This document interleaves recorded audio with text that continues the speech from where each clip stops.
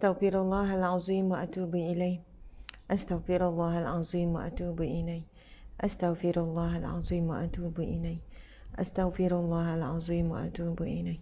Astaghfirullahalazim wa atubu ilaih. Astaghfirullahalazim wa atubu ilaih. Astaghfirullahalazim wa atubu ilaih. Ya Allah, kami mohon ampun kepadamu ya Allah, dan kami mohon taubat kepadamu ya Allah. Nastaghfirullahalazim wa natubu ilaih. Kami mohon ampun kepadamu ya Allah, dan kami mohon taubat kepadamu ya Allah. Subhanallah walhamdulillah wa la ilaha illallah wallahu akbar. Subhanallah walhamdulillah wa la ilaha illallah wallahu akbar. Subhanallah walhamdulillah wa la ilaha illallah wallahu akbar. Maha suci Allah, tiada Tuhan yang disembah melainkan Allah. Tiada Tuhan yang diminta pertolongan melainkan Allah. Tiada Tuhan tempat mengadu melainkan Allah. Tiada Tuhan tempat memohon perlindungan melainkan Allah. Tiada Tuhan tempat berharap melainkan Allah. Tiada Tuhan tempat dituju melainkan Allah. Tiada Tuhan yang maha berkuasa melainkan Allah. La ilaha illallah Muhammadur Rasulullah. Dan Nabi Muhammad itu adalah utusan Allah, sebenar-benarnya utusan Allah, yang mana apa yang Nabi Muhammad bawa, apa yang diperintahkan oleh Allah, dan apa jua ketaatan kita kepada Nabi Muhammad sallallahu alaihi wasallam adalah merupakan satu ketaatan kepada Allah Subhanahu wa taala.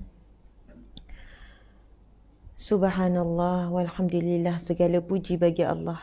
Pujian semuanya untuk Allah. Pujian-pujian manusia terhadap kita kembali semuanya kepada Allah. Pujian kita terhadap manusia lain juga disandarkan kepada Allah Subhanahu wa taala. Wallahu akbar. Allah lah yang maha besar. Lebih besar daripada diri kita yang rasa besar ni. Kedil hina sangat kita ni. Allah lah yang maha besar, lebih besar daripada segala kuasa. Berkumpullah semua kuasa besar di dunia, tidak akan menyamai walaupun setitis kebesaran, kehebatan, keagungan, kekuasaan Allah Subhanahu wa taala. Dialah Allah yang maha besar. Kita tidak akan mampu melawan Allah. Kita tidak akan mampu untuk melawan Allah. Kita tidak akan mampu untuk tidak taat kepada Allah. Tidak akan mampu menghadapi kemarahan dan kemurkaan Allah saat hidup di dunia, saat di dalam kubur, tuan-puan sekalian. Begitu juga yang paling kita takut, Malik Yaumiddin, Raja di hari pembalasan, penguasa di hari pembalasan. Maka saat itu ketakutan seluruh manusia termasuk para nabi, bahkan para malaikat, kepada Allah Subhanahu wa taala. Begitu juga sifat Allah ya Rahman ya Rahim. Ya Allah akan tunjukkan kepada hamba-hambanya yang memuliakan Allah di dunia, maka akan dimuliakan Allah di akhirat kelak.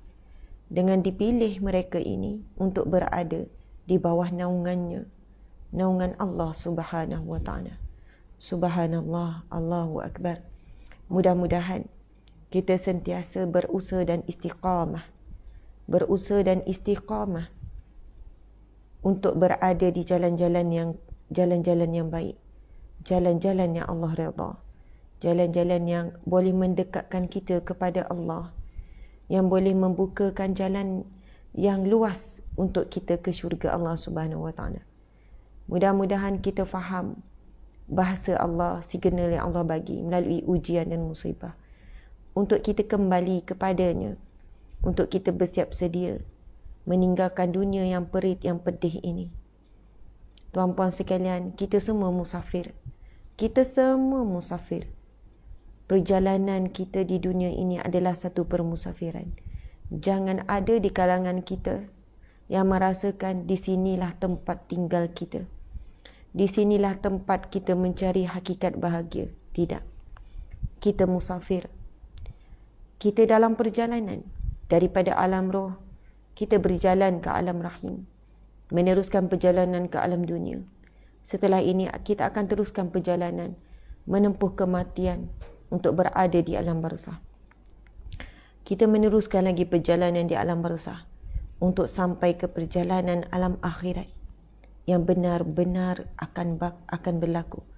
Semuanya benar, semuanya hak. Subhanallah.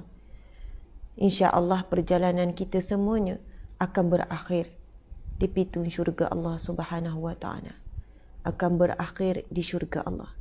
Itulah hakikat kehidupan yang sebenar. Kehidupan yang tidak ada akhirnya. Kehidupan yang selama-lamanya. Apa yang kita bina sementara di dunia ini, bakal kita nikmati selama-lamanya di sana. Sama ada kita bina itu dengan bahagia, dengan gembira, ataupun yang dibina itu di atas kesedihan, kelukaan, kekecewaan, keletihan dan sebagainya. Subhanallah, alhamdulillah, wala ilaha illallah, wallahu akbar.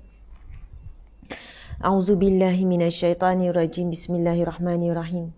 Assalamualaikum warahmatullahi wabarakatuh. Alhamdulillah, summa alhamdulillah.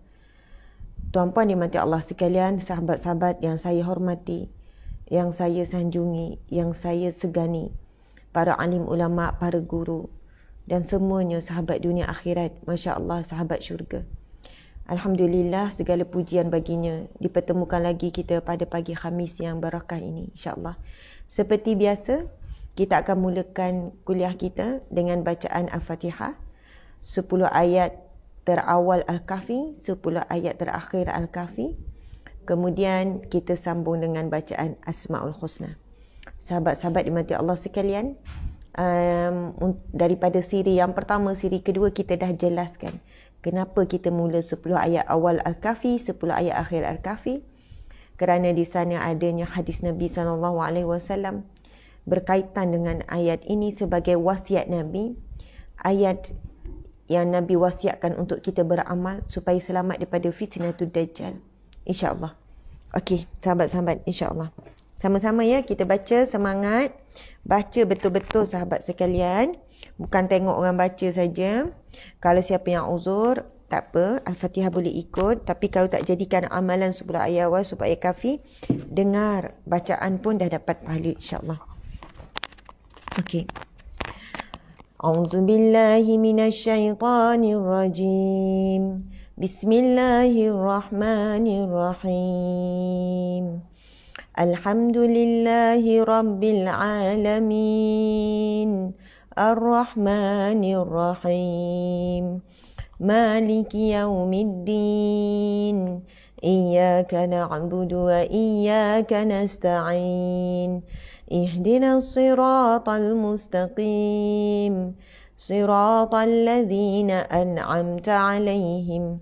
Ghairil maghdubi alaihim waladdallin. Amin. A'udzubillahi minasyaitanirrajim. Bismillahirrahmanirrahim. Alhamdulillahilladzi anzala ala 'abdihil kitaba wa lam yaj'al lahu 'iwaja. قيما لينذر بأسا شديدا من لدنه ويبشر المؤمنين الذين يعملون الصالحات أن لهم أجرا حسنا ماكثين فيه أبدا وينذر الذين قالوا اتخذ الله ولدا ما لهم به من علم ولا لآبائهم كبرت كلمة تخرج من أفواههم إن يقولون إلا كذبا فلعلك باخع نفسك على آثارهم إن لم يؤمنوا بهذا الحديث أسفا Inna ja'alna. Ustaz tak nampak. Dia jadi tak boleh turun. Okey.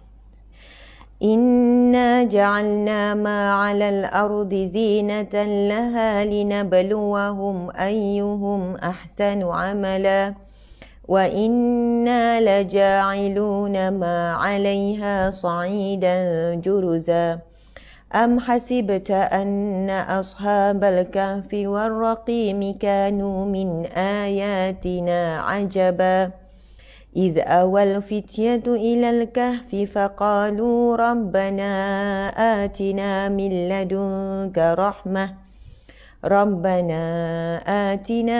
لدنك رحمة وهيئ لنا من أمرنا رشدا أعوذ بالله من الشيطان الرجيم وعرضنا جهنم يومئذ للكافرين عرضا الذين كانت أعينهم في غطاء عن ذكري وكانوا لا يستطيعون سمعا أفحسب الذين كفروا أن يتخذوا عبادي من دوني أولياء إنا أعتدنا جهنم للكافرين نزلا قل هل ننبئكم بالأخسرين أعمالا الذين ضل سعيهم في الحياة الدنيا وهم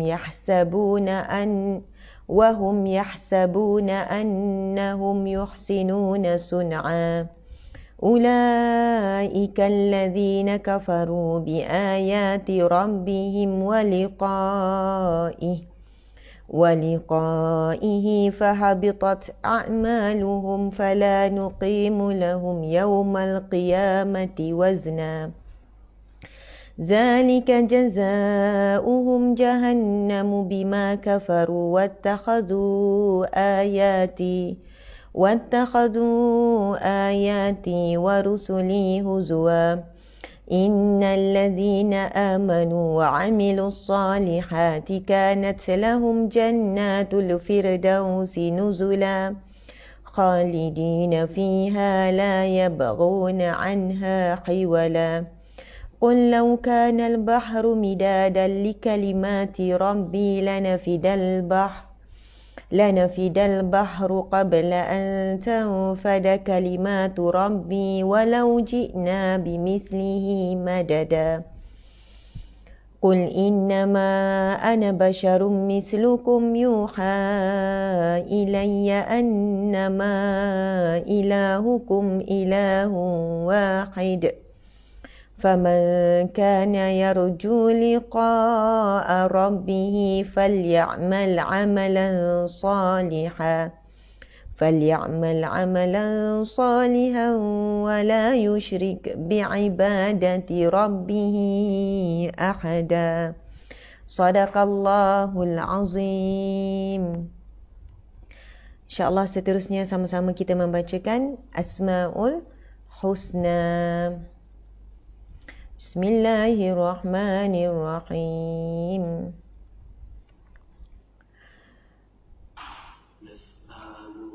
Nas'aluka ya man huwa Allahu allazi la ilaha illa huwa ar-rahmanur rahim al-malikul quddusus salamul mu'minul muhaiminul azizul jabbar al-mutakabbirul khaliqul bari'ul musawwirul ghaffarul qaharul wahhabur razzaq fattahul alim al-qabidul basitul khafidul rafi'ul mu'izzul muzillus sami'ul basir al-hakamul adl al-latiful khabir al-halimul azim al-ghafurul syakur al-aliyul kabirul hafizul mukid hasibul jalil al-karimul raqibul mujibul wasi'ul hakim dudul majidul ba'isus syahid al-haqqul wakil al-qawiyul matin al-waliyul hamid Al-Muhsil Mubdi'ul Mu'id, Al-Muhyil Mumitul Hayyul Qayyum, Al-Wajid Al-Majid, Al-Wahidul Ahadus Samadul Qadirul Muqtadirul Dimul Muakhirul Awwalul Akhir, Al-Zahirul Batinul Walil Muta'alil Barut Tawwab Taqimul Afu Ra'uf. Muslimin muslimat yang dirahmati Allah sekalian, syukur alhamdulillah. Pagi yang barakah kita dah mula dengan solat subuh kan. Mudah-mudahan sebelum itu dah dimulakan dengan solat sunat. Kemudian kita dah mula baca 10 ayat awal, 10 ayat akhir. Kemudian kita baca Asmaul Husna yang mana Allah Subhanahu Wa Taala berfirman di dalam Al-Quran, Bismillahirrahmanirrahim, Walillahil Asmaul Husna. Bagi Allah Asmaul Husna, nama-namanya yang mulia, nama-namanya yang baik, nama-namanya yang terpuji. Fad'uhu biha, maka serulah, panggillah, sebutlah, memintalah, merayulah biha dengannya, iaitu dengan nama-nama Allah Asmaul Husna. Masya Allah, di sana Nabi SAW pula bersabda, sesungguhnya bagi Allah itu ada 99 nama, 100 kurang 1, Nabi kata. Masya Allah. Nabi kata di sisi Allah ada 99 nama, 100 kurang 1. Barang siapa man ahsaha, barang siapa yang menghafalnya, barang siapa yang membacanya, barang siapa yang menghayatinya, barang siapa yang beramal dengan 99 nama Allah, Nabi kata dakhalal jannah, dijamin syurga. Subhanallah. Kerana itu pada waktu pagi saya mesti mulakan dulu kuliah Riyadhus Salihin kita. Kalaupun nanti kita akan berpindah kepada waktu malam, kerana saya juga nanti akan mula sibuk menguruskan anak-anak untuk ke sekolah. Dan ramai guru-guru pun tak boleh hadir, kan, ramai juga ibu bapa tak boleh hadir kerana jam 7 hingga jam 8 ni memang waktu yang peak hour lah untuk kita menguruskan anak-anak ke sekolah. Walau bagaimanapun kita akan memastikan dalam satu hari kita mesti baca Asmaul Husna. Kerana Nabi dah sebut siapa yang menghafal, menghayati, membaca, kan, kalaulah kita belum sampai tahap menghayati, memahami, sekurang-kurangnya kita berada pada tangga yang pertama, iaitu kita membaca Asmaul Husna dan juga menghafal. Nabi sebut dakhalal jannah, dia akan masuk syurga. Subhanallah, alhamdulillah. Tuan-puan dimati Allah sekalian, terima kasih kepada semua yang hadir, sahabat-sahabat dunia akhirat, sahabat-sahabat syurga sekalian. Hari ini adalah kuliah Riyadhus Salihin, siri yang ke-61. Betul ya, Encik Suami? Siri yang ke-61. Ada yang baru hadir hari ini. Macam mana saya tahu? Sebab ada yang bertanya, Ustazah mula kuliah ni pukul berapa? Ada yang baru hadir hari ini. Hari ini dah siri ke-61, bermaksud jika anda ingin mengikuti kuliah Riyadhus Salihin yang kita gunakan kitab ini, kitab Riyadhus Salihin ini, anda boleh tengok daripada siri yang pertama. Siri penuh ada di page Ustazah Asma dan juga Instagram juga ada. Ni kuliah Riyadhus Salihin ataupun channel YouTube rasmi, cari saja Ustazah Asma Harun official, sokong dan subscribe kan channel YouTube rasmi. Okey, Riyadhus Salihin yang bermaksud taman orang soleh. Taman orang soleh. Kita nak jadi orang soleh. Apa maksud soleh? Orang yang baik. Subhanallah. Dan memang di dalam Al-Quran disebutkan orang-orang baik akan masuk syurga. Syurga untuk orang-orang yang saleh. Min ibadikas salihin. Min ibadihas salihin. Daripada min ibadikas salihin, daripada hamba-hambanya, hamba-hamba Allah yang saleh. Jadi nama kitab ini Riyadhus Salihin, iaitu Taman Orang Saleh, yang disusun, yang ditulis oleh Imam Nawawi, ulama kabir, ulama besar dalam mazhab Syafi'i, seorang alim, seorang yang saleh, seorang yang wara, seorang yang zuhud, waliullah. Jadi, Masya Allah, dalam kitab ini kalau kita belajar sampai akhir, kita boleh nampak ya, kitab ni masih panjang lagi. Ni baru kita baca. Sekarang kita bab yang ketiga. Bab yang pertama berkenaan dengan ikhlas dan menghadirkan niat dalam setiap perbuatan. Bab yang kedua iaitu bab taubat. Dan sekarang kita masih lagi dalam bab sabar. Saya rasa dah lebih 20 siri kerana memang Imam Nawawi menyusun banyak hadis Nabi, banyak ayat Al-Quran, terutamanya hadis Nabi berkenaan dengan bab sabar. Dan setiap kali kita belajar setiap hadis yang berkaitan dengan sabar, kita akan dapat pengertian, maksud, kefahaman yang berbeza. Jadi insya-Allah tuan-puan sekalian, sebagaimana yang kita sebut semalam, saya nak cuba hari ini kita habiskan lebih kurang 4 hadis. Minggu depan lebih kurang dalam 3-4 hadis hari Isnin, sebab kita hari Isnin sehingga Khamis sahaja, sebab hari Jumaat kita beri laluan kepada kuliah yang telah pun kita terikat dengan IKIM jam 10. Jadi tuan-puan kita cuba ya, manfaatkan masa pada hari ini untuk habiskan. Jadi sahabat-sahabat di IG dan juga di FB, Masya Allah, boleh tag nama sahabat-sahabat yang lain untuk hadis sama. Tag 1 nama sahabat pun jadi. Kalau tag 5 sahabat lagi baik. Tag 10 sahabat lagi baik. Ataupun tekan butang share. Dan saya nak ucap terima kasih kepada semua yang sentiasa beri star kan di FB. Di IG dia tak berkesan. Di IG tak berkesan, dia tidak memberi efek lah, tetapi happy. Okey, tak apa. IG tak apa, tak bagi. Sebab nanti takut penuh sangat star. FB sahaja dia ada monetize. Maksudnya daripada star tu, ia adalah infak. Ia bernilai 5 sen dolar dalam Malaysia dan 20 sen untuk 1 star. Jadi daripada hasil infak tuan-puan sekalian, kami akan manfaatkan untuk kerja dakwah dan kerja amal. Itu juga antara kaedah sumber yang kami bayar gaji pekerja. Alhamdulillah.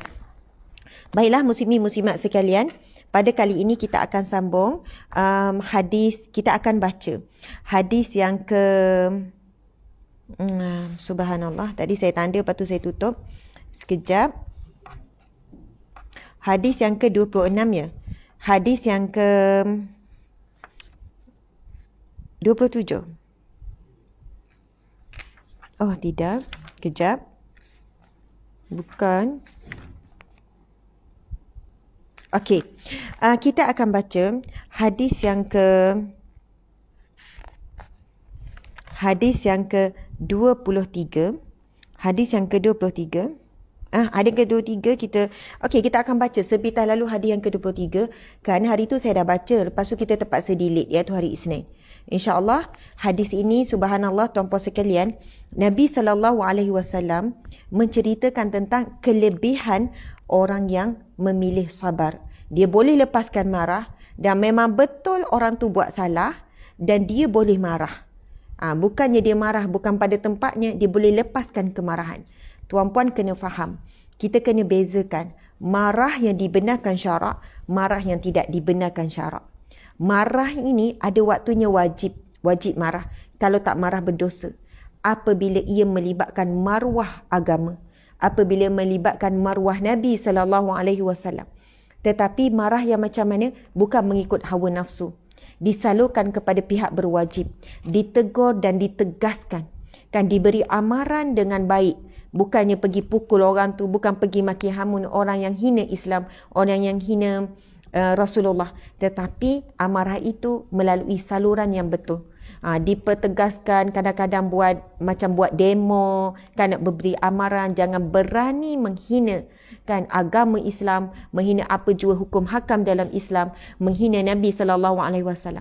Dan marah juga perlu apabila seseorang itu menghina kita, mungkin menghina suami kita, menghina isteri kita, menghina anak-anak, tetapi bagaimana bentuk marah itulah yang menentukan bahawasanya marah tersebut diberi pahala. Marah adalah fitrah yang tidak boleh dibuang. Kalau siapa tanya, Ustazah macam mana nak buang sifat marah? Tak boleh buang, itu fitrah. Marah boleh diuruskan. Ada waktunya harus marah. Ada waktunya harus, maksudnya dia tengah-tengah. Ada waktunya sunat marah. Ada waktunya makruh marah. Ada waktunya haram marah. Apabila marah itu dikuasai hawa nafsu, disusuli dengan apa? Mulut maki hamun, mulut menghina, kan, mulut menjatuhkan maruah, mulut itu telah pun menyakiti, disusuli tangan pula pukul dan sebagainya. Subhanallah tuan-puan sekalian. Sebab itu kadang-kadang kita perlu mengukur bila kita tengok seseorang marah, adakah marah itu dari sudut yang perlu ataupun marah itu bukan pada tempatnya. Masya Allah. Jadi tuan-puan sekalian, janganlah rasa selalu berdosa, rasa bersalah, menyalahkan diri apabila kita kadang-kadang itu marah kepada anak, kan? Marah kepada suami, suami marah kepada isteri. Cuma setelah kita rasa berlebihan, kita nak buat kayu ukur. Susah nak tahu bila dia dah over gini-gini, kan. Kadang-kadang kita bukan boleh switch off. Bila tengah marah, off. Kan? Bukan mudah sebegitu sebab ia adalah hati. Tetapi tidak ada garislah pemisah yang jelas tu. Kan? Bila overdose, bila okey, bila sini. Tetapi sekiranya kita rasa telah berlebihan, istighfar dan mohon maaf. Sama ada secara person ataupun secara umum. Macam itulah. Okey, sahabat-sahabat dimati Allah sekalian.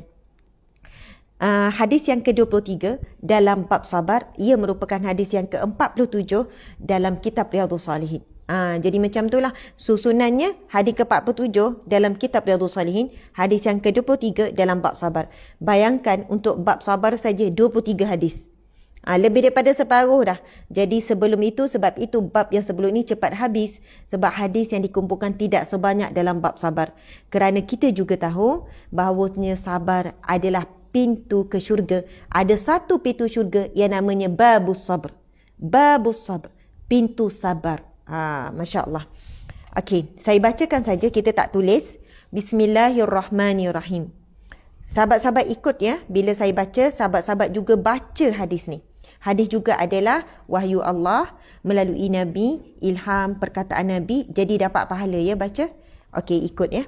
Bismillahirrahmanirrahim. Wa an Muaz bin Anas radhiyallahu anhu anna an-nabiyya sallallahu alaihi wasallam qala man kazama ghaizan wa huwa qadirun ala an yunfizahu da'ahu Allahu subhanahu wa ta'ala ala ru'usil khalaiq yawmal qiyamah hatta yughayyirahu minal huril ain ma sya'. Sadaqa Rasulullah sallallahu alaihi wasallam. Rawahu Abu Daud wa Tirmizi wa qala hadisun hasan. Ia diriwayatkan oleh Abu Daud dan Tirmizi. Beliau berkata ia adalah hadis hasan. Subhanallah. Subhanallah, muslimin muslimat dimati Allah sekalian. Maksud hadis Nabi ini, sahabat-sahabat boleh share ya, perkongsian supaya lebih ramai yang hadir. Masya Allah, sekarang lebih kurang dalam 5,000 lah campur Instagram dan campur juga FB. Alhamdulillah, summa Alhamdulillah. Alhamdulillah kasira. Segala puji bagi Allah sebanyak-banyaknya. InsyaAllah kita cuba ajak lagi lebih ramai untuk hadir mendengarkan hadis wahyu daripada Allah. Okey, maksudnya adalah hadis Nabi yang bermaksud diriwayatkan daripada Muaz bin Anas radhiyallahu anhu bahawa Nabi SAW telah bersabda, sesiapa yang mengekang kemarahan sedangkan dia mampu melepaskannya, yakni dia boleh bertindak ke atas orang yang dimarahinya. Contoh, siapa yang orang yang kita mampu lepaskan marah? Siapa? Anak-anak. Anak orang lain tak mampu kita lepaskan marah. Anak sendiri mampu. Walaupun anak orang lain tu kita nak marah, geram apa anak orang lain buat tu. Tapi sebab anak orang tak boleh. Subhanallah. Bayangkan macam ni lah tuan-puan sekalian. Kita ngajar, kan? Kita ngajar anak kita Al-Quran. Kemudian jiran pun hantar anak dia juga belajar Al-Quran dengan kita. Beza tahap marah kita. Walaupun kesalahan yang sama, kesilapan yang sama, yang berulang-ulang yang sama. Masya Allah. Kalau anak ni, kita boleh marah. Ya Allah, gini. Kalau geram tu cubit gini. Tapi bila tiba giliran jiran, anak jiran, dahlah jiran ni selalu bagi kuih, jiran ni selalu bagi karipap, jiran ni selalu bagi macam-macam. Boleh marah tak? Walaupun kesalahan sama. Dia sebenarnya bukan tak boleh marah, dia auto tak marah. Dia jadi auto tak marah. Kadang tu nak marah, tapi sabar tu lebih tinggi berbanding sabar pada anak tu. Kan? Siap mak orang sebelah ni, puji pula kita jiran sebelah ni. Terima kasihlah. Ajar anak saya sama-sama. Minta maaf lah ya, mana yang kurang.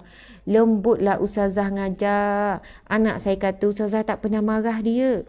Saya kalau ngajar anak saya, cik nak marah. Tak apa, biasalah budak-budak belajar Quran. Kita tak boleh kasar sangat. Kau main lagi. Anak kita pun terlopon tengok mak dia cakap. Sebab dengan dia kena marah. Subhanallah tuan-puan sekalian. Nak kata ia normal, bukanlah benda tu normal, tetapi itulah ujian dan cabaran. Kepada orang yang di bawah kita, di bawah kekuasaan kita, memang tuan-puan sekalian, kita lebih mudah untuk melepaskan marah. Masya Allah. Anak kita tumpahkan air, memang cepat je kita nak marah. Kadang-kadang dah geram, tengah penat, tengah stres, ditumpah air Milo pula tu, atas kapet ke atas sofa. Ui, meluap-luap lah marahnya. Kadang tu tak ada sempat apa, dah pergi pukul. Geramnya kan dah cakap. Hati-hati apa semua. Kenapa minum dekat sofa ni? Kenapa minum kat kapet ni? Kan? Kenapa tak minum dekat meja tu? Terus je. Cubit sikit ke geram kan? Kadang tu tempit. Tak tahulah tu kan jadi kat saksa. Tapi sebaliknya, jika anak jirannya datang, sama dengan omak omak tu baru je beri kuih talam. Apa-apalah kan. Dalam 2-3 hari lepas, datanglah singgah kan. Masuklah, kejap-kejap. Budak suka air Milo kan, buat air Milo ni kan. Masya Allah, tiba-tiba tumpahlah pula atas sofa tu. Kan. Tak marah tak apalah, nama pun budak, kita kata.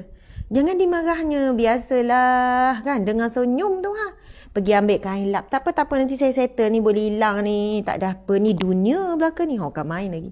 Anak pun bukan melalak. Kelopong tengok mak macam malaikat. Biasa macam raksasa kan, akan bertempik jadi dinosaur lah, jadi Ultraman ke kan. Tuan-puan sekalian, Masya Allah, kadang-kadang kita fikir itulah cabaran. Bila kita berhadapan dengan orang yang di bawah kita. Anak. Kadang suami terhadap isteri, kita lebih mudah untuk melepaskan marah. Tapi perhatikan tuan-puan sekalian, Masya Allah, apa yang hadis Nabi sebutkan. Sebab itu dia sangat special orang yang begini. Nabi sebut apa? Sesiapa yang mengekang kemarahan sedangkan dia mampu melepaskannya. Anak jiran tak mampu, kan tak dapat kuih kuih talam. Tapi anak sendiri mampu dilepaskan. Masya Allah, yakni boleh bertindak ke atas orang yang dimarahinya. Nescaya Allah Subhanahu Wa Taala akan menyerunya di atas kepala seluruh makhluk pada hari kiamat. Allah Subhanahu Wa Taala akan menyeru namanya di akhirat kelak, di atas sekalian makhluk di mahsyar kelak. Subhanallah.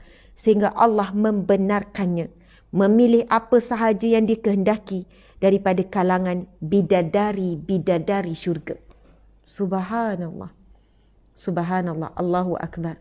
Siapa yang mampu mengengkang marah ke atas orang yang dia boleh lepaskan marah, orang yang di bawah kekuasaannya. Masya Allah, majikan terhadap pekerja. Sesama staf kan dia ada ketua sekian-sekian. Tapi jangan salah faham, ada situasi yang perlu marah, perlu tegas dan sebagainya. Tetapi dalam situasi tertentu, dia mengekang kemarahan tu tuan-puan sekalian. Allah akan menyeru namanya di khalayak makhluk. Kita tak tahu berapa bilion di mahsyar kelak, di khalayak makhluk, untuk dia memilih apa yang dikehendaki dari kalangan bidadari syurga. Lalu kita bertanya, bidadari, ustazah, kita perempuan takkan nak pilih bidadari? Itu untuk lelaki saja ke? Allah akan menyeru dan Allah beri dia pilih apa saja yang dia nak. Masa ni di mahsyar tuan-puan sekalian, belum masuk syurga, di mahsyar namanya diseru di hadapan para manusia. Subhanallah, Allahu Akbar. Dan dia diberi pilihan membenarkan. Allah akan membenarkannya memilih apa saja yang dikehendaki. Tuan-puan sekalian, perbezaan besar antara perempuan dan lelaki. Perempuan suka dilihat, lelaki suka melihat. Itu satu sudut lah, bukan secara kesimpulan, bukannya overall. Tapi nak sebut dari satu sudut, perempuan suka dilihat, lelaki suka melihat. Atau umur 70, dah tak ada gigi dah. Dah gugur, makan pun dah tak selera manuk, makan tak selera, baca Quran pun dah tak larat kan, semayang pun dah duduk. Tapi bila kek luar tu kan, melinteh lah Contoh je ni, bukan semua ya. Melintahlah ada orang perempuan seksi pakai kotat, lawa pula tu, orang muda bergotah. Mata tu kan tiba-tiba teranglah pula, celiklah pula nengok. Nengok, bukan semua ya saya nak cakap. Memang ujian bagi orang lelaki, suka melihat. Dan paling suka dia lihat adalah wanita. Berbanding kalau dia nengok keindahan alam ko, keindahan bunga ko, tengok binatang ko. Tapi paling daya tarikan kuat bagi lelaki adalah wanita. Masya Allah. Betul ni. Memang Nabi sebut. Keluar nugori lah pula. Saya duduk nugori 9 tapi saya ganung. Nabi sebut tuan-puan sekalian. Boleh cakap ganung memang suka. Nabi sebut. Nabi kata, tidak ada fitnah yang aku takuti setelah kewafatanku yang ditinggalkan kepada kaum lelaki. Tidak ada fitnah yang aku takuti yang setelah kewafatanku melainkan fitnah wanita terhadap lelaki. Dan Nabi sebut, sesungguhnya fitnah yang pertama yang diturunkan kepada Bani Israel adalah fitnah yang datang daripada wanita. Fitnah bukan maksudnya tuduh orang tu buat sekian-sekian. Fitnah di sini adalah ujian. Bagi lelaki yang soleh, yang beriman, dia tahu wanita adalah fitnah ujian yang paling hebat. Sebab itu lelaki yang soleh, dia belajar menundukkan pandangan. Ada pula orang lelaki cakap, ustazah, kan ada yang cakap pandangan pertama tu macam joki lah. Joki tu kan maksud dia rezeki. Pandangan kedua tu yang berdosa. Masa tengok tu kira rezeki lah. Istilah tu salah. Dia bila dah tahu rezeki, dia kata dah tengok kali pertama jangan kalih. Bila tengok tu jangan kalih. Sebab kau dah kalih, kali kedua tu berdosa. Jadi kali pertama jangan kalih, tengok je. Berdosa tuan-tuan sekalian. Subhanallah, tengok aurat wanita hari ni lagi susah nak jaga tuan-puan sekalian. Kalau ibu ayah dah biasakan anak-anak di rumah tengok TV yang mana terdedah aurat, kan, tengok cerita-cerita Mak Saleh, anak pula main game pula ada perempuan kartun tu yang seksi. Perempuan kartun kartun ustazah, bukan perempuan yang botol. Tapi tengok game hari ini, perempuan seksi tu macam manusia, bahkan seksi lebih dahsyat lagi. Kalau mata tu dah biasa kita biarkan anak kita dalam rumah, tengok cerita-cerita Korea, tengok K-pop, memang seksi. Bila dah keluar di alam betul, pergi ke shopping complex, pergi berjalan-jalan, tengok yang botol-botol seksi, mereka tak rasa apa-apa. Tak rasa nak tunduk. Mereka kata dah rasa biasa. Dosa dah rasa biasa, tak rasa pahit, tak rasa malu. Tapi bila dalam rumah kita pun jaga anak kita, bila ada cerita yang tak elok, kita cakap tak elok ni, ada perempuan seksi ni. Kan cerita drama Melayu kita pun ramai pelakon wanita Melayu kita yang seksi sangat, pakai atas lutut, pakai ketat dan sebagainya. Saya pun tak bagi anak-anak tengok drama Melayu. Sebab apa? Kalau mata dah biasa kita latih anak tengok perkara maksiat, bila kat luar, dia selamba tengok. Tapi bila dia tak biasa, anak-anak kita ni tak biasa. Sebab dia akan keluar, kita tak boleh sekat anak dalam rumah. Ada waktu kita bawa pergi kat luar. Ada waktu kita pergi makan kat restoran. Tapi, tuan-puan sekalian, sebab dia tak biasa, bila dia tengok, dia macam ni. Kita boleh tengok. Sama ada anak perempuan, anak lelaki, bila dia tengok, dia tak ada tengok atas bawah, tak ada. Dia terus ada sifat malu. Malu pada mata. Ketika melihat perkara yang maksiat, malu itu segera tundukkan pandangan. Saya bukan kata tak boleh ada TV. Kat rumah saya pun ada TV. Tapi kita pilih rancangan. Astro memang dah lama lah tak ada bertahun-tahun. Samalah enjoy ke HBO. Semua tu tak ada lah. Tapi ada yang boleh connect dengan YouTube. Yang mana kita boleh pilih tuan-puan sekalian rancangan apa yang anak kita boleh tengok. Subhanallah. Tuan-puan sekalian, yang saya nak sebutkan di sini, orang lelaki tadi suka melihat. Kalau dia mampu mengawal pandangan mata, tak nampak ya? Astaghfirullah. Bukannya tutup tapi nampak macam ni Astaghfirullah. Nampak mata tu. Astaghfirullah, astaghfirullah. Mata tengok. Ada pula orang lelaki kata dia pakai spek hitam. Sebab apa? Kalau dia tak jaga pun tak nampak. Dia tengok atas bawah pun sebab spek hitam dia boleh nampak. Allah Maha melihat. Allah ya basir. Allah ya syahid. Yang Maha menyaksikan. Manakala ujian bagi perempuan pula suka dilihat. suka dilihat tuan-puan sekalian. Sebab itu, kalau kita lihat daripada hadis ini, Nabi SAW sebut apa tuan-puan sekalian? Nabi SAW sebut tentang dia boleh memilih mana-mana bidari syurga. Lelaki suka melihat perempuan-perempuan lawa, perempuan cantik, perempuan seksi. Kadang pagi perempuan dia tak lawa tapi bagi lelaki lawa. Sebenarnya semua wanita menarik. Jangan ada di kalangan perempuan wanita yang dongar sekarang ni, alah ustazah saya tak menarik, tak ada orang tengok. Tuan-puan sekalian, sahabat-sahabat, para wanita khususnya, ada hadis Nabi yang sahih. Nabi bersabda, sesungguhnya wanita itu apabila keluar daripada rumahnya, mak syaitan akan memperhiaskannya. Dilihat cantik bagi pandangan mata lelaki.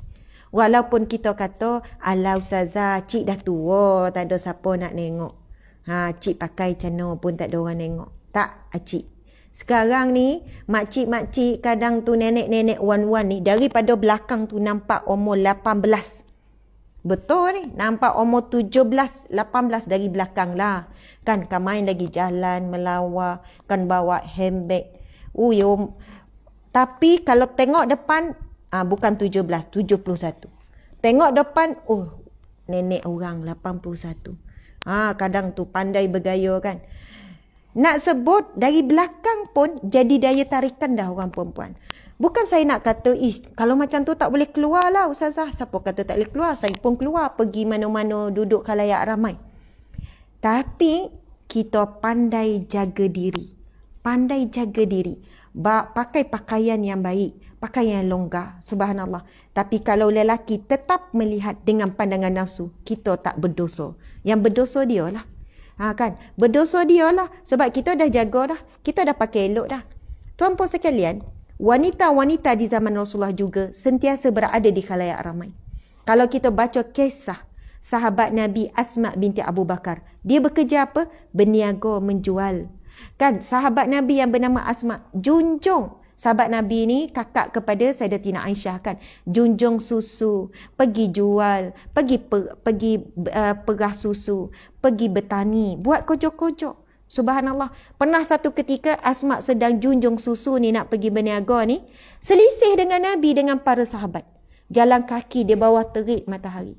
Sebab itu kita memang tak salah wanita duduk berniaga tepi jalan. Tapi jaga diri.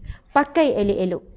Ini tak, pakai kotak, pakai menarik, pakai sendat, pakai singkat. Tapi bila orang kacau, marah. Kan bila ada orang lelaki, piwit, ada lelaki nengok, marah pula. Apa nengok-nengok? Dah pakai untuk ditengok. Lepas tu marah pula. Tapi kalau kita pakai memang tak nak ditengok. Kan kita dah pakai elok, longgar semua. Tapi tetap ditengok. InsyaAllah tak berdosa. Jangan rasa keluar berdosa, tak keluar-keluar lah dia. Tu keluar cakap nunggori ni tuan-puan sekalian. Okey, saya nak sebut tadi, lelaki suka melihat, perempuan pula suka dilihat. Ini cabaran bagi wanita. Supaya dia berpenampilan bukan untuk dilihat, bukan untuk dipuji, bukan untuk menarik perhatian terutamanya lelaki. Subhanallah. Ada perempuan keluar pakai apa? Pakai ni, bulu mata ni. Ada yang lukis sikit, buat bentuk sikit. Kan dia pun pakai celak ni. Tuan-puan sekalian wanita pakai celak, pakailah tebal macam mana sampai macam mata panda sekalipun kan. Gelap mata panda tu kan. Pakailah tebal macam mana, lawa macam mana. Pakai dalam rumah. Ustazah, celak kan sunnah bagi lelaki. Bagi perempuan tak sunnah kok. Ya, tapi kat rumah. Saya ustazah kalau tak pakai tu kan, orang tegur lah sebab daripada dulu memang pakai. Orang kata tegur, kenapa ni? Dah tak lama kok. Kan sakit ke? Orang kata sakit ke? Kenapa? Sebab ustazah mata saya memang kalau tak pakai ni. Saya kata kalau pakai celak, tapi tak nampak macam pakai celak. Memang tak nampak. Tak ada tambah-tambah pula. Cuit, tambah sikit. Cuit ni. Kalau memang niat sunnah, jangan sampai jadi maksiat. Kalau niat ibadat, jangan sampai jadi maksiat. Kalau Allah Maha tahu tujuan apa hati tu. Nak suruh mata jadi nampak menarik ke? Nak suruh nampak elok, cantik ke? Tuan-puan sekalian, kejadian Allah, ciptaan Allah sempurna. Kenapa kita nak tambah-tambah lagi ya?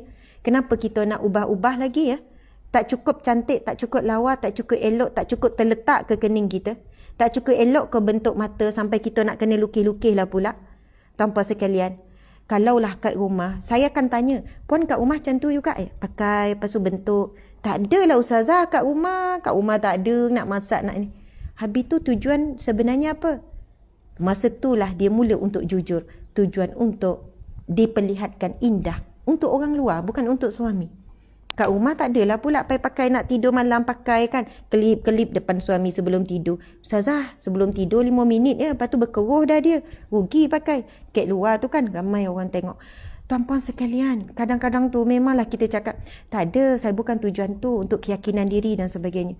Kenapa keyakinan perlu dibina dengan sesuatu tambahan-tambahan? Keyakinan diri adalah dalaman. Keyakinan diri adalah sesuatu hati kita. Kita yakin dengan Allah ciptakan kita bagaimana. Keyakinan boleh dibina dengan apa? Dengan ketenangan diri kita. Dengan ilmu yang ada. Dengan pandai bawa diri. Itulah akan terdiri dan akan terbangunnya keyakinan yang sebenar. Dan yakin orang terhadap kita. Allah yang campak dalam hati orang tu. Subhanallah, Allahu Akbar. Saya kan pernah keluar berjalan. Tiba-tiba kan ada seorang budak lelaki. Dia naik basikal dalam taman ni. Saya tak pernah jumpa budak lelaki tu. Kan, anak lelaki ni. Dia berhenti basikal. Assalamualaikum Ustazah. Waalaikumsalam. Ustazah Asma kan? Ya, saya Ustazah Asma. Lepas tu dia tegur tu dengan keyakinan tu. Umur baru 12, darjah 6. Saya jarang jumpa budak lelaki yang level confident macam ni. Dan dia punya PR sangat bagus. Dia cakap, Ustazah, subhanallah. Dia kenalkan nama dia. Nama saya ni, saya anak jiran nombor ni. Sebab saya baru pindah rumah baru juga, saya tak kenal lagi jiran-jiran yang jauh. Okey, subhanallah. Ya Allah. Lepas tu dia kata, Ustazah, dah tak lama dah sekolah nak buka. Betul. Kan, contohnya nama dia Hakim. Kan, betul Hakim, dah lama dah. Bimbang juga kan Ustazah, dalam keadaan COVID sekarang ni. Betul. Tapi berperingkat Ustazah. Dia punya borak tu macam orang dewasa, orang besar. Tapi berperingkat Ustazah, bukan semua masuk serentak. Betul. Saya ni sampai terkelu, betulkan je. Ya, betul. Saya kata, Ustazah doa-doa lah ya, selamat semuanya. Kan, COVID sekarang ni apa semua. Lepas tu ada yang dia ucap, dia kata, Ustazah, tahniah ya. Tahniah kenapa? Bayangkan, anak lelaki umur 12 tahun boleh berhenti basikal, nak borak dengan saya, nak tegur. Lepas tu ucap tahniah dengan ada satu perkara yang dia follow. Tahniah ya Ustazah. Terima kasih. Saya sampai, tak apa Ustazah, jumpa lagi. Dah dekat maghrib, nanti lambat solat maghrib. Dia kata, Okey Hakim, jumpa lagi. Saya lepas tu kan, jumpa suami macam terpinga. Bang, budak lelaki tu tadi kan bang. Oh, memang hebat lah. Lepas tu suami saya daripada jauh dia tengok cara budak tu bercakap. Betul, abang pun tengok pelik. Memang luar biasa. Dia punya PR dia pelik. Dan takdir Allah saya bertembung pula dengan mak dia. Saya kata, ya Allah puan, anak puan luar biasa. Umur 12 tahun, ramai budak-budak tak berani nak tegur saya. Jumpa malu apa semua. Dia boleh tegur saya, boleh borak. Dia ada keyakinan diri yang hebat. Didikan puan misi hebat. Macam mana boleh didik anak ini? Kan keyakinan yang Allah beri dalam hati dia. Masya Allah. Tetapi hari ini ramai manusia membina keyakinan yang fake. Dia membina keyakinan yang palsu dengan penampilan diri. Dia bina keyakinan, dia raih daripada manusia. Bersandarkan daripada harta. Bersandarkan daripada kedudukan. Bersandarkan dengan pujian. Bila manusia puji, dia confident. Dia letakkan keyakinan diri pada penampilan, pada kereta yang dia pakai, pada handbag yang dia bawa, pada pakaian dia bawa. Bukan keyakinan dalaman. Bukan keyakinan dalaman. Bukan yakin dengan Allah. Allah, hasbi Allah. Ya Allah, engkau ada. Tidak ada siapa yang aku takut. Aku akan berani berhadapan. Bukan aku yakin kerana pakaian aku yang hebat. Aku yakin bukan kerana handbag yang mahal yang aku bawa. Bukan kerana iPhone yang aku pegang. Lalu jadi confident saja. Subhanallah. Kerana semua itu palsu. Bila datang ujian, bila datang hinaan, bila datang cemuhan, kita hancur. Rupanya kita bina keyakinan, kekuatan diri di atas keyakinan yang palsu. Subhanallah. Allahu Akbar. Muslimin, muslimat dimata Allah. Bukan saya menafikan pentingnya penampilan. Penampilan itu penting. Kita kena jaga biar seiring. Tetapi keyakinan dalaman tidak boleh dirobohkan dengan kata-kata hinaan manusia. Kerana dalaman itu adalah yang pure. Yang pure. Kan? Pure tu asli yang mahal. Betul tak Ustaz? Itulah kan. Confident salah pun tak apa. Tuan-puan dimati Allah sekalian, Masya Allah, saya nak kembali kepada ayat lelaki suka melihat, maka jaga mata, tundukkan pandangan yang haram, terutamanya tarikan kepada wanita. Wanita pula suka dilihat, akhirnya mereka menampilkan diri dengan sama ada dengan kasut dia ke, dengan handbag dia ke, dengan gelang-gelang dia ke, dengan cincin-cincin dia. Bukan kata tak boleh ya. Saya pun pakai. Saya pakai gelang, saya pakai cincin. Tapi waktu kuliah kan saya takut menarik perhatian. Kadang-kadang tu saya buka lah. Kan handbag tu pun, Coach. Kan, bukan kata tak boleh bawa Coach, boleh. Bukan kata tak boleh bawa Bonia ke apa yang mama, bukan tak boleh. Tetapi dalam keadaan hati tu kena jaga. Kan, kadang-kadang tu kita rasa suka dilihat, suka memperlihatkan. Perempuan suka memperlihatkan. Sebab itu nikmat di syurga kelak berbeza. Sebenarnya saya nak kaitkan ni, kan sebab Nabi SAW sebut, bagi orang yang mengekang marah, kepada orang yang dia boleh lepaskan marah, Allah akan menyeru namanya. Kita baca hadis Nabi, ada yang baru masuk. Kita baca hadis Nabi, Allah akan memanggil namanya di hadapan khalayak makhluk untuk dia diberikan pilihan membenarkan memilih apa saja yang dikenaki daripada kalangan bidadari syurga. Lelaki di akhirat kelak, masuk di dunia pun dia tertarik kepada wanita. Di akhirat, di syurga pun dia tertarik. Perkara yang paling dia tertarik adalah bidadari. Walaupun banyak nikmat di syurga, tapi bidadari bagi lelaki. Tetapi perempuan pula, kita wanita-wanita yang baik, yang jaga diri kita di dunia, kan pakaian, penampilan dan sebagainya, Masya Allah tuan-puan sekalian, supaya tidak menarik perhatian, menaikkan hawa nafsu dan sebagainya, kita akan dipandang di dalam syurga kelak. Subhanallah, kita akan jadi bidadari dan ketua bidadari. Subhanallah, dalam satu riwayat menggambarkan kedudukan wanita syurga, sehingga Ummu Salamah pernah bertanya, ya Rasulullah, mana lebih utama, wanita dunia ataupun bidadari syurga? Nabi kata wanita dunia lebih utama daripada bidadari syurga. Dalam satu riwayat menggambarkan, apabila bidadari syurga, lalu maka subhanallah, bidadari syurga ni terlalu indah tuan-puan sekalian, tidak tergambar. Sekiranya digambarkannya, sekiranya wanita bidadari syurga mengeluarkan suaranya di dunia, betapa merdunya suara bidadari syurga. Pengsan, orang lelaki pengsan, perempuan pun mungkin pengsan, sebab indah sangat. Sekiranya diperlihatkan sedikit sahaja wajahnya di dunia, bila waktu malam, malam umpama siang. Jika pada waktu siang, maka matahari akan tenggelam. Nak kata indah tak tahu macam mana. Wangian bidadari syurga ini sekiranya menitik air matanya, kan, ataupun air peluhnya ke dalam lautan. Lautan menjadi kasturi, wangi sangat. Tak terbayang tuan-puan macam mana cantik dan indahnya bidadari syurga. Tetapi apabila wanita syurga menjadi bidadari syurga, menjadi ketua bidadari syurga, Masya Allah, apa yang berlaku tuan-puan sekalian? Sirna. Apa dia? Kecantikan bidadari tadi tak jadi tak nampak. Sebab betapa Allah meningkatkan indah kecantikan wanita dunia menjadi bidadari syurga. Dia jauh lebih cantik daripada bidadari syurga. Subhanallah. Kerana apa? Bila ditanya kepada Rasulullah kenapa? Kerana wanita dunia berperang dengan hawa nafsunya, berperang dengan apa yang dilarang Allah, apa yang diperintah Allah. Kerana itu keindahan. Manakala bidadari syurga, mereka tidak ada hawa nafsu untuk menentang Allah. Mereka tidak diuji dengan perintah dan larangan Allah. Sebab bidadari, memang mereka makhluk syurga. Tetapi namanya manusia, namanya wanita, dia makhluk dunia. Dia berperang sentiasa dalam mentaati Allah, meninggalkan larangan Allah. Maka boleh jadi bidadari syurga. Dia berkali-kali ganda indah daripada bidadari. Sebab itu tuan-puan sekalian, di syurga, di dunia kan wanita suka dilihat suami memang puji dia. Di syurga kelak wanita akan diperindahkan sehingga dia menjadi ketua bidadari syurga bagi suaminya, dan dialah yang sentiasa dipandang, dilihat oleh suaminya.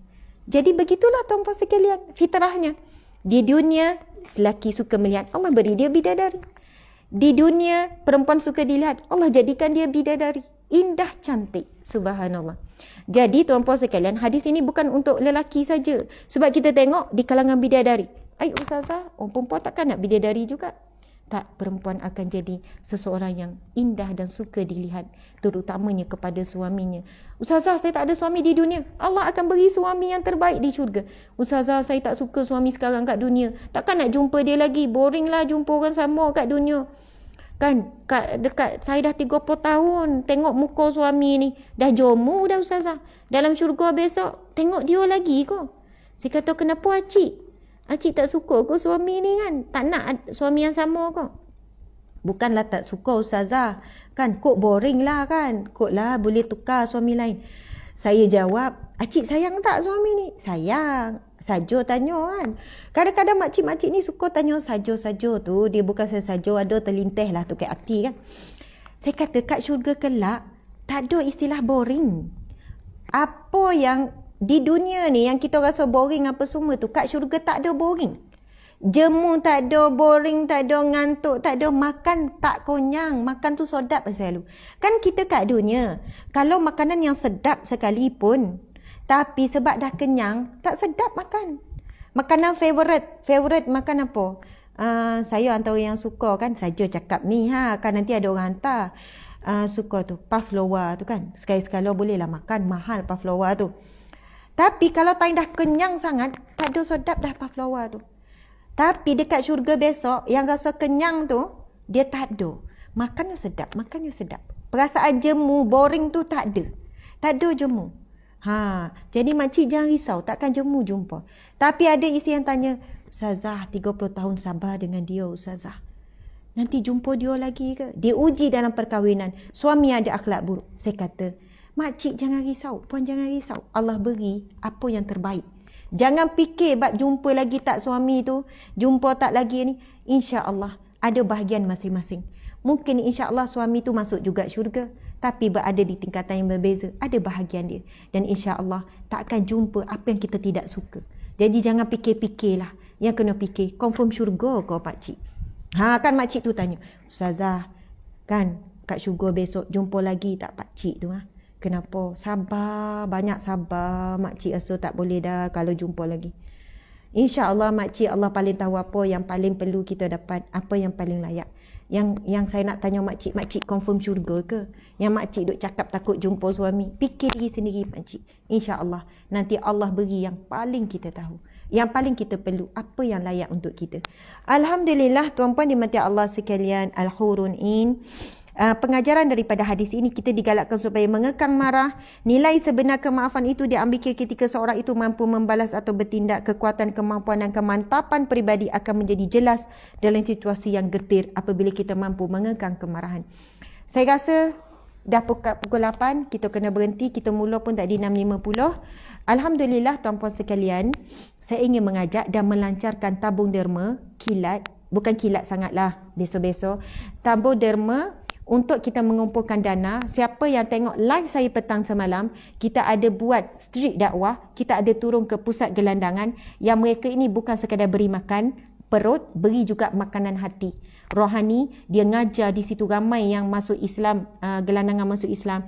Mereka ngajar Quran, mereka ngajar solat, mereka ngajar wuduk, mereka ngajar ilmu fardu ain. Subhanallah tuan-puan sekalian, kami sendiri tim tolong tengok petang semalam adalah dekat FB Ustazah dan IG page Ustazah Asma Harun.